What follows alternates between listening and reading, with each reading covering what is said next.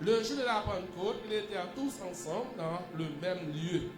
Tout à coup, il vint du ciel un bruit, comme celui d'un vent impétueux, et il remplit toute la maison où il était assis. Des langues semblables à des langues de feu leur apparurent, séparées les unes des autres, et se posèrent sur chacun d'eux. Que bon Dieu bénisse, parole. Bon Dieu bénisse. Alors, nous choisissons maintenant, peut-être nous allons prêcher un enseignement tout court, pour nous parler sur le Saint-Esprit. Sur le Saint-Esprit, car aujourd'hui, ou bien semaine ça, rappelez-nous, semaine de la Pentecôte. Semaine de la Pentecôte, c'est une semaine, rappelez-nous, 50e jour après la mort et la résurrection de Jésus-Christ. Après la mort et la résurrection de Jésus-Christ, nous connaissons qui ça qui est arrivé lorsque Jésus-Christ est fait mourir et vendredi et puis le 31 et dimanche matin bien bonheur que Jésus-Christ est ressuscité et puis après Jésus-Christ fut ressuscité, maintenant Jésus-Christ passait environ 40 jours avec disciples à Bayo dernière formation. Maintenant, après 40 jours, Jésus-Christ a quitté les disciples, il retournait côté l'été dans le royaume de Dieu ou dans le ciel, il retournait. Maintenant, il te dit aux disciples que il promettent un cadeau, il promettent un consolateur, et bien, il t'a envoyé consolateur pour eux. Voilà. Les disciples étaient tellement contents, tellement réjouis parce que Jésus-Christ remportait la victoire sur la mort. Maintenant, ils pensaient que Jésus-Christ était prêt pour établir le royaume, à savoir le royaume de Dieu. Mais ce n'est pas encore l'heure pour que Christ établit le royaume. Au contraire, Jésus-Christ dit, nous n'avons pas besoin de fatiguer, nous ne pouvons pas quitter nous. Or, fait, nous allons envoyer console. La période ça fait 50e jour depuis que cet esprit à lui-même était venu. La venue du Saint-Esprit était une promesse. La venue du Saint-Esprit c'était une promesse. Qui a cité faire promesse ça? C'était Jésus-Christ qui a fait promesse ça. Et deuxième question, à qui monde Jésus-Christ a fait promesse ça? Avec les apôtres. C'était avec les apôtres. Jésus-Christ a fait promesse qu'il te dit dans Jean chapitre 14. Il fallait que nous retrouvions papa, nous rejoignions papa là pour que ça, bon Dieu, tes promesses là capable de venir. Mais tout apôtre, bien que des serviteurs de Dieu, mais tout, c'est parce que tu as oublié ça, mais à travers l'Ancien Testament, les prophètes ont dit que Jésus-Christ est pour venir deux fois. Il a venu en première fois comme étant le Messie souffrant et il a venu en deuxième fois comme étant le Messie régnant, à savoir le Messie qui va régner, le Messie qui va établir le royaume de Dieu sur la terre pour le temps et pour l'éternité. Bien, si vous te rappelez ça, vous avez bien vu de ça que Jésus-Christ lui-même, lorsqu'il était venu pour la première fois, il n'était pas venu pour établir le royaume de Dieu, mais au contraire, il était venu pour donner sa vie en rançon pour l'humanité. Alors, le mot grec qui traduit cet esprit-là, c'est parakletos. Parakletos, c'est le mot ça qui traduit le Saint-Esprit. Donc, on aller chercher le mot hébreu.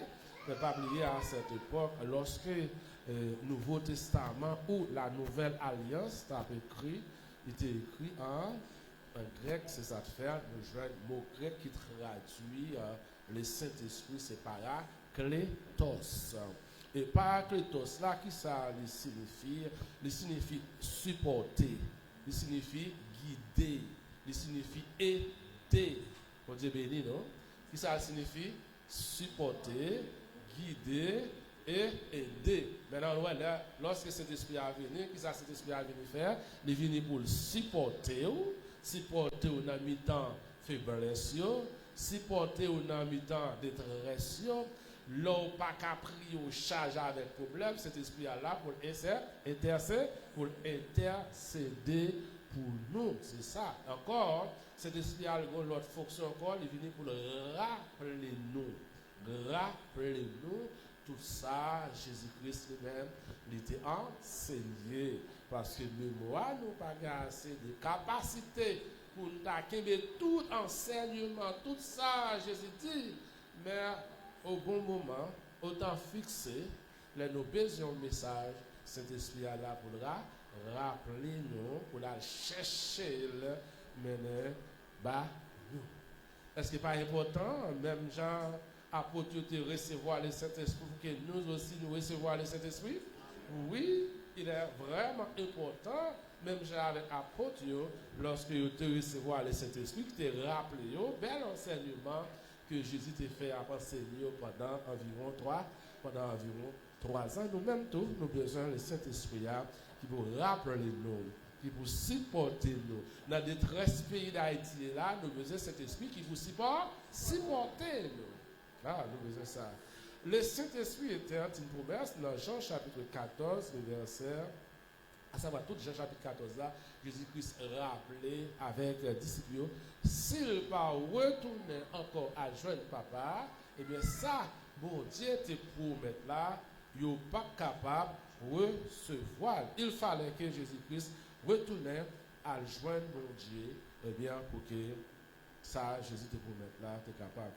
Maintenant, pour qui ça, le Saint-Esprit a été doué venir? Pour qui ça, le Saint-Esprit te doué venir? Comme nous dit, il était venu pour nous rappeler, non seulement pour nous rappeler, mais pour nous enseigner la parole de Dieu. Pas l'autre bagage, non, s'il vous plaît. Le Saint-Esprit était venu pour nous rappeler et pour nous enseigner la parole de Dieu. Jean chapitre 14, le verset 26. Quand le Saint-Esprit était venu, maintenant qui est cet esprit à définir? Moi, je vais répondre à la question ça, je vais dire ça. Le Saint-Esprit était venu le 50e jour après la mort et la résurrection de Jésus-Christ. Soit 10 jours après Jésus-Christ est fini séparé avec disciples. Ça, c'est un petit bagage que nous besoin connaître. Oui, le Saint-Esprit est venu le 50e jour après la mort et la résurrection de Jésus-Christ. Maintenant, pour qui ça, cet esprit-là, c'est 50e jour qu'il est venu. Il est évident, parce que dans la Torah, à savoir les 5 livres de la loi, dans le pays d'Égypte, et traverser la mer Rouge, mais d'arriver dans le désert Sinaï, bon Dieu, la loi. Si bon Dieu la loi, et bon Dieu pourra demander qui gens pour fonctionner, qui gens pour marcher. Bien, tout de suite après la sortie du peuple d'Israël dans le désert, bon Dieu pas de baillot, ça qui est la loi. Eh bien, bon Dieu tient baillot la loi après 50 jours. Notez ça, bon Dieu béni. Qui est bon Dieu tient baillot d'Israël la loi? 50e jour après la sortie du pays d'Égypte.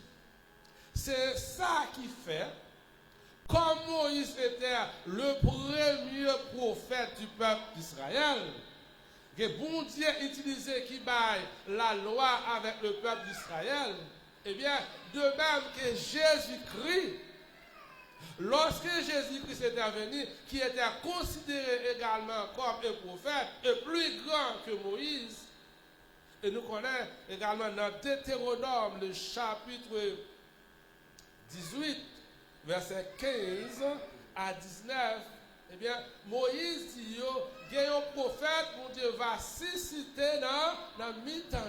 Et le prophète, ça va venir, tout le monde qui va suivre lui, qui va attendre lui, eh bien, bon Dieu va jeter bénédiction dans la vie. Allons lire Deutéronome, chapitre 18, le verset 5. Deutéronome, chapitre 18, verset 5. C'est Deutéronome qui était aidé l'état bon. Deutéronome chapitre 18, verset 15 à verset 19. Dans Deutéronome chapitre 15, chapitre 18, disons verset 15 à verset 19. Mais ça, Moïse dit, l'Éternel, ton Dieu, te suscitera du milieu de toi, d'entre tes frères, un prophète comme moi. Bon Dieu, bénis nous l'église.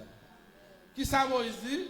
Bon Dieu a choisi dans mi-temps nous, un prophète, même Jean avait par là, nous apprendre que Moïse était un prophète. Et Moïse dit, bon Dieu va lever un prophète dans mi-temps nous, même Jean avait. Et qui ça reste pas sur la continue, il dit, vous l'écouterez. Nous va attendre. Les prophètes, ça va venir, nous-mêmes, nous va attendre les prophètes là. Et le Jésus-Christ est venu, nous va attendre. Bien que tout le monde pas attendre. Mais il y a un petit minute qui attendait, y compris les apôtres à qui Dieu a établi le ministère, ils attendaient.